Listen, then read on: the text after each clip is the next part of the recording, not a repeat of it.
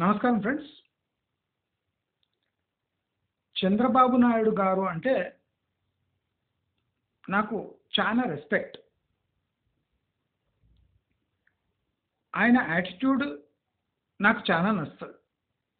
అంటే ఆ తరం నాటి పాలిటీషియన్స్‌లో Chandrababu Naidu is the most modern and risk taking politician. But recently ఆయనలో వచ్చిన సోషలిజం అనే వైరస్ చాలా తీవ్ర రూపం దాల్చింది.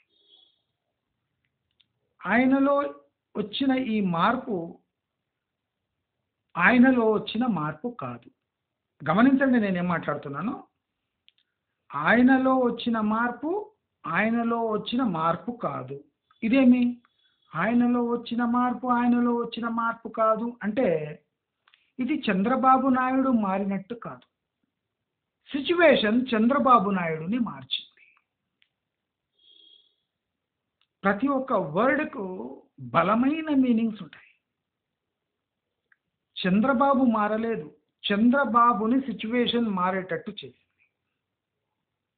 That means Chandrababu Naidu has accepted a fact that is indigestible for him, that socialism or the populist measures are the only way to get into power.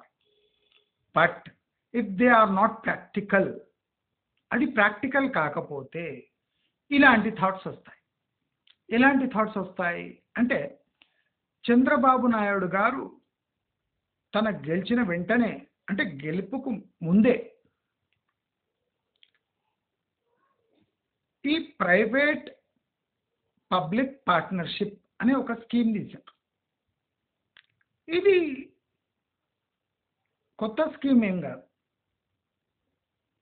ప్రతి దిక్కులేని దిక్కుతోచని politician రచించిన వ్యూహంలా ఉంటుంది. నేను చంద్రబాబు నాయుడు గారు అంటే బాగా రెస్పెక్ట్. బట్ ఆయన పవర్లో వచ్చిన విధానం కూడా normal. As a politician it's okay. మీరు ప్రామిస్ చేశారు, వచ్చారు, మీరు పవర్లో ఉన్నారు, అంతవరకు ఓకే.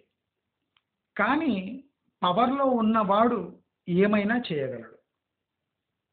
అంటే పవర్లో ఉన్నప్పుడు తన న్యాచురల్ రిసోర్సెస్ని ఎలా ఉపయోగించుకోవాలి అంటే స్టేట్ రిసోర్సెస్ని ఎలా ఉపయోగించుకోవాలి. నా పరిధిలో లేని ప్రామిస్లు చేసినప్పుడు నేను ఏ పంతా ఎంచుకోవాలి అని ప్రాపర్ ప్లానింగ్ ఉండాలి.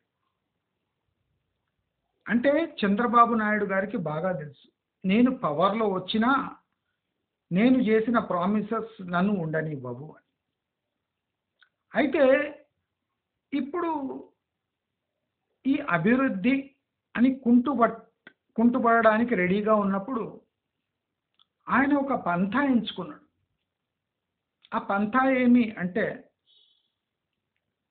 ఈ private public partnership programme for development of constituencies or individual force. అంటే పేదవాళ్ళని డబ్బున్నవాడు ఆదుకోవాలట.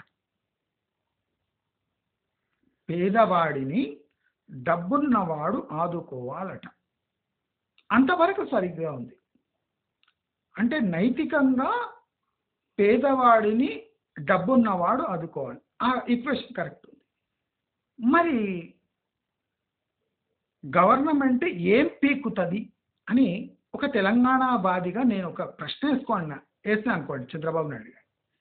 సార్ మీరు చెప్పింది కరెక్టే, ఒక డబ్బున్నవాడు పేదవాడిని ఆదుకోవాలి, మరి గవర్నమెంట్ పీకడానికి ఉందా సార్ అని ఒక నాటు ప్రశ్న వేస్తున్నా అనుకోండి. బాబు గారికి బీపీ వెళ్తుంది. చంద్రబాబు నాయుడు గారికి ఒకటే మనవి, ప్రామిస్ చేసింది మీరు, పవర్లో వచ్చింది మీరు, రాజకీయంగా లబ్ధి పొందింది మీరు, ధనవంతులు కాదు. ధనవంతులు తమ కాయా కష్టంతో ధనము సంపాదించారు, అంతవరకే correct. They are not politicians. కానీ మీరు డబ్బు పవరు అంటే డబ్బు పవరు ప్లస్ గ్రిప్ అంటే సిచ్యువేషన్ పై గ్రిప్, ఇన్స్టిట్యూషన్స్ పై గ్రిప్ అంతా మీ చేతిలో ఉంది.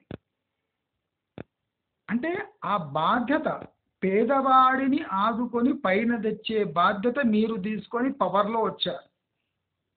పవర్లో వచ్చినాక ఈ శ్రీరంగ నీతులు పనికిరావు. కోటీశ్వరులు పేదవాళ్ళని ఆదుకోవాలి. ఎందుకు ఆదుకోవాలి? నా ప్రశ్న ఇది. ఇంకా తెలంగాణ యాసలు అడుగుతలేను, ఆంధ్ర యాసలు అడుగుతాను. ఎందుకు ఆదుకోవాలి? కోటీశ్వరుడు తాను బురదలో దిగి పని చేయలేదు.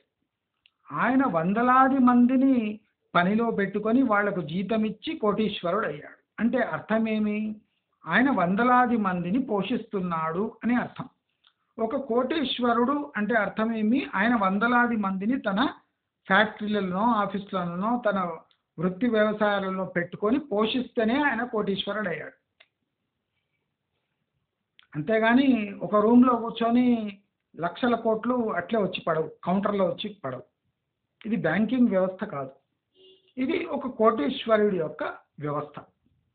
అంటే ఆల్రెడీ కోటీశ్వరుడు కొన్ని వేల మందిని, 100 మందిని ఆల్రెడీ ఎంప్లాయ్ చేస్తున్నాడు. ఆయన బాధ్యత తీరిపోయింది. అంటే మీరు ఫ్రీ, అది ఫ్రీ, ఇది ఫ్రీ, ఇది ఫ్రీ అని 100 ఫ్రీలు ఇచ్చి మీరు పవర్లో వచ్చాక ఇప్పుడు పేదవాడిని ఆదుకునేది ఈ ప్రైవేట్ వ్యక్తులే, కోటీశ్వరులే అనడంలో ఎంత నైతికత ఉంది? నేను చంద్రబాబు నాయుడు గారిని ఒక చిన్న పని చేయమని చెప్తున్నాను. మీ హెరిటేజ్ పాలను 45 రూపాయలకు, 42 రూపాయలకు విక్రయించండి. లీటర్పై 10 రూపాయల ప్రాఫిట్ కొట్టేయండి. మీరు తీసుకోండి అంటలేను, కొట్టేసుకోండి. ప్రతి లీటర్పై అంటే 45 రూపాయలకు అమ్మండి, 10 రూపాయలు ప్రాఫిట్ వస్తుంది. కొట్టేసేయండి. మిగతాది ప్రజల కోసం ఆ డిస్కౌంట్ ఇవ్వండి. మీరు కోటీశ్వరులు పేదలను ఆదుకోవాలనుకుంటారు కదా, మీకు కూడా వేల కోట్ల హెరిటేజ్ బిజినెస్ ఉంది కదా. మీరు డబ్బులు ఇవ్వమంటలేను. హెరిటేజ్ పాల ధర 45 రూపాయలకు నిశ్చయించి అది 45 రూపాయలకు అమ్మండి. అమూల్ లేసిపోతుంది, అన్నీ లేసిపోతుంది, మీదే మోనోపోలీ బిజినెస్.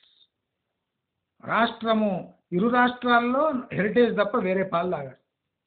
45 రూపాయల లీటర్కి ఇచ్చేయండి, 10 రూపాయల లాభం మీకు. చేయొచ్చు కదా, ఎందుకు చేస్తలేదు? శ్రీరంగ నీతులు ప్రైవేట్ వాళ్ళ కోసమే ఎందుకు? మీది కూడా ప్రైవేట్ సంస్థనే కదా హెరిటేజ్ ఫుడ్స్. నేనేం అడుగుతలేను, అన్ని చీజ్ ఎట్లా పెట్టండి, అన్ని ప్రోడక్ట్స్ ఎట్లా పెట్టండి, పాలు మాత్రం 45కు విక్రయించండి. లక్షలాది పేదలకు 10 రూపాయల తక్కువలో పాలు ఇచ్చిన ఘనత మీదే అవుతుంది. అవునా కాదా? చిన్న పని చేయండి, మీరు ఎవరిని అడాప్ట్ చేసుకోవద్దు. పాలు 45 రూపాయలకు విక్రయించండి. ప్రతి ఒక్కడు హెరిటేజ్ పాలే తాగుతాడు, నేను కూడా తాగుతాను. నాకు 10 రూపాయలు మిగులుతాయి, మీకు 10 రూపాయలు వస్తాయి. మీకు నష్టం లేదు, మాకు నష్టం లేదు. ఈ పని చేయొచ్చు కదా. పవర్లో వచ్చింది మీరు, పవర్ అనుభవించేది మీరు, సత్తా మీ చేతిలో ఉంది. చేతగాని హామీలు వచ్చింది మీరు. ఇప్పుడు అవి నెరవేరుతాయో లేదో అని పేదవాడి డెవలప్మెంట్ కంపెనీలు చూసుకోవాలి, కోటీశ్వరులు చూసుకోవాలంటే ఇది ఎంతవరకు న్యాయం? అర్థమైందా? ఇక అన్నీ పేదవాడిని ప్రైవేట్ వాళ్ళు ఆదుకుంటారు, ప్రైవేట్ పెట్టుబడులు రావాలి, అన్ని ప్రైవేట్ వాళ్ళు చేస్తే గవర్నమెంట్ పీకడానికి ఉందా అని ఎవరైనా తెలంగాణ వాది అడిగితే మీ జవాబు ఏముంటుంది? దయచేసి చంద్రబాబు నాయుడు గారు ఇలాంటి అంటే పనికిమాలిన స్కీమ్స్ తేకండి. బాగా రెస్పెక్ట్ ఉంది మీ అంటే, ఆ స్కీమ్ బాగానే ఉంది. కోటీశ్వరులు మన పేదవాళ్ళని ఆదుకోవాలి, వాళ్ళు ఆల్రెడీ ఆదుకుంటారు. పొలిటీషియన్స్ ఆదుకోడండి. పొలిటీషియన్స్ పేదవాడి డబ్బుని పేదవాడి నోట్లో గుక్కుతాడు. కానీ ఈ కోటీశ్వరులు ఉట్టిగానే కోటీశ్వరులు కాలే, వాళ్ళ ప్రోడక్ట్స్ అమ్ముకున్నారు, ఒక ఫ్యాక్టరీ పెట్టిండ్రు, ఒక సంస్థ పెట్టిండ్రు, కొన్ని ఆఫీసులు పెట్టిండ్రు, లక్షల కరెంటు బిల్లు కడతారు, కట్టి ప్రోడక్ట్లు అమ్మి జిఎస్టీలు కట్టినాక వాళ్ళకు వచ్చిన డబ్బులో జీతాలు చెల్లించి వేలాది మందిని కాపాడుతున్నది ప్రైవేట్ సెక్టర్ కోటీశ్వర్లే. ఇప్పుడు వాళ్ళ బాధ్యత తీరిపోయింది, ట్యాక్సులు కూడా కడుతున్నారు, ఇన్కమ్ ట్యాక్స్ అన్నీ కట్టినాక మళ్ళీ ఆ కోటీశ్వర్లే పేదవాళ్ళని ఆదుకోవడం అనేది తొక్కల పనికి మాలిన నీచమైన నికృష్టమైన కాన్సెప్ట్ అని బాబు గారిని హెచ్చరిస్తున్నారు. ఇలాంటి అంటే స్కీమ్స్ గవర్నమెంట్ తేకూడదు. కోటీశ్వరులు స్వచ్ఛందంగా ఒక స్వచ్ఛంద సంస్థ, ఇప్పుడు డాక్టర్ రెడ్డి వాళ్ళ సంస్థ ఉన్నట్టు, సేవా సంస్థ ఉన్నట్టు సోషల్ వర్క్ చేయడానికి ఒక చిన్న అమౌంట్ కేటాయించి వాళ్ళు ఆల్రెడీ అది చేస్తూనే ఉన్నారు. అవన్నీ చేస్తూ ఇంకా పేదవాడిని కోటీశ్వరులే కాపాడాలి అనేది చాలా దుర్మార్గమైన నీచమైన కాన్సెప్ట్. నాకు ఏమాత్రం నచ్చలేదు. Kindly withdraw. ఈ ప్రైవేట్ వాళ్ళు వచ్చి పేదవాళ్ళని ఆదుకోవడం వల్ల మీ రెప్యుటేషన్ డ్యామేజ్ అయ్యి అసలు పార్టీనే అవసరం లేదు ఒక స్టేట్. కోటీశ్వర్లే స్టేట్లను వేయవచ్చు కదా, మన చీఫ్ మినిస్టర్ ఎందుకు, మినిస్టర్లు ఎందుకు, ఎమ్మెల్సీలు ఎందుకు, ఎమ్మెల్యేలు ఎందుకు కదా. మీ పాత్ర స్టేట్ డెవలప్మెంట్లో ఏమీ లేనప్పుడు మీకు ఓటు ఎందుకు వేయాలి, గెలిపియాలని ఎందుకు, మరి మీ దగ్గర ఉచిత సలహాలు ఎందుకు తీసుకోవాలి? కైండ్లీ ఈ ప్రైవేట్ వాళ్ళు వచ్చి పేదవాళ్ళని పీపీపీపీ అనేది ఒక కాన్సెప్ట్ చేసిండ్రు, అది నీచంగా ఉంది, నికృష్టంగా ఉంది. అసలు అంటే మీ రెప్యుటేషన్ డ్యామేజ్ చేసేటట్టు ఉంది అని తెలుపుతూ ఇలాంటి స్కీమ్స్ క్లోజ్ చేసుకోండి. కావాల్సి అన్నా క్యాంటీన్లు పెట్టుకోండి, మీ శక్తి కొలది అన్నా క్యాంటీన్లు పెట్టుకొని నడిపియండి. రేషన్ బియ్యం వేయండి, మీ ఇష్టం, పొలిటికల్గా చేయండి. కానీ అవుట్ ఆఫ్ పాలిటిక్స్ పోయి మీ గెలుపు కోసం అంటే మీరు పవర్లో ఉండడానికి కోటీశ్వర్లు సేవ చేసుకోవాలి, ఆదుకోవాలి అనేది దుర్మార్గమైన నీచమైన కాన్సెప్ట్ అని తెలియజేస్తూ, మీకు ఈ వీడియో నచ్చినట్టయితే తప్పకుండా షేర్ చేయండి.